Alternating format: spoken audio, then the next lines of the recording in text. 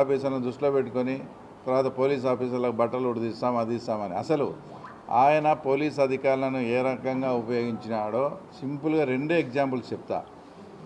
అతని సొంత నియోజకవర్గంలో లింగాల మండలంలో పెద్దగూడల్లో నాగం అనే ఒక దళిత మహిళ రేప్ అండ్ మర్డర్ కావించబడితే మీరు ముఖ్యమంత్రిగా ఉన్నారు, నా కాన్స్టిట్యున్సీలో ఇలా జరిగిందంటే నాకు చెడ్డ పేరు వస్తుందని దానికి ఎక్కడికక్కడ అక్కడే అంచేయమని చెప్తే ఆ ఫ్యామిలీ మెంబర్స్ మమ్మల్ని కన్సల్ట్ అయితే ఇప్పుడు ప్రస్తుతం హోమ్ మినిస్టర్గా ఉన్న అనిత గారు ఆ రోజు రాష్ట్ర మహిళా అధ్యక్షురాలుగా ఉండి ఆ కుటుంబాన్ని పరామర్శించాలా, వాస్తవం ఏం జరిగిందనే విషయం తెలుసుకునేదానికి మా పులివెందులకు వస్తే ఆ సాక్షాత్ ఇప్పుడు హోమ్ మినిస్టర్ మీద కూడా ఎస్సీ యాక్ట్ మా మీద కూడా అందరి మీద ఆ రోజు ఎస్సీ ఏది మేము పరామర్శించని వచ్చిన పాపానికి తర్వాత ఎస్సీ యాక్ట్ పెట్టి 2 రోజుల కిందట కూడా కడప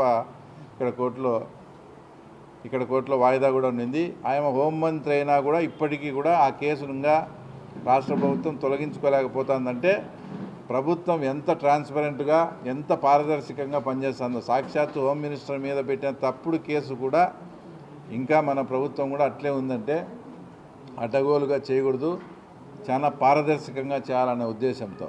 తర్వాత రెండో ఎగ్జాంపుల్ నేను ఒకసారి నన్ను చెన్నై ఎయిర్పోర్ట్లో అరెస్ట్ చేసినావు. ఏమని ఎందుకు అక్కడికి పోయి అరెస్ట్ చేసినావు అంటే నేను 6 నెలల నుంచి తప్పించుకొని తిరుగుతానని చెప్పినావు. అది ఒక ఇష్యూ. రెండో ఇష్యూ మళ్ళీ తర్వాత నేను ఇక్కడికి వచ్చి కడపకు పులివెందులకు పోయేటప్పుడు రాత్రి 6:15 దారి కాచి మమ్మల్ని అరెస్ట్ చేసినారు. అరెస్ట్ చేసింది అప్పుడు పొద్దుటూరులో రూరల్గా పనిచేస్తున్న రమణారెడ్డి అనే అతను నన్ను అరెస్ట్ చేసింది. నన్ను 2.5 గంట తర్వాత అప్పగించింది కమలాపురం సిఐ రామకృష్ణారెడ్డికి. నన్ను అరెస్ట్ చేసింది ఒకరు.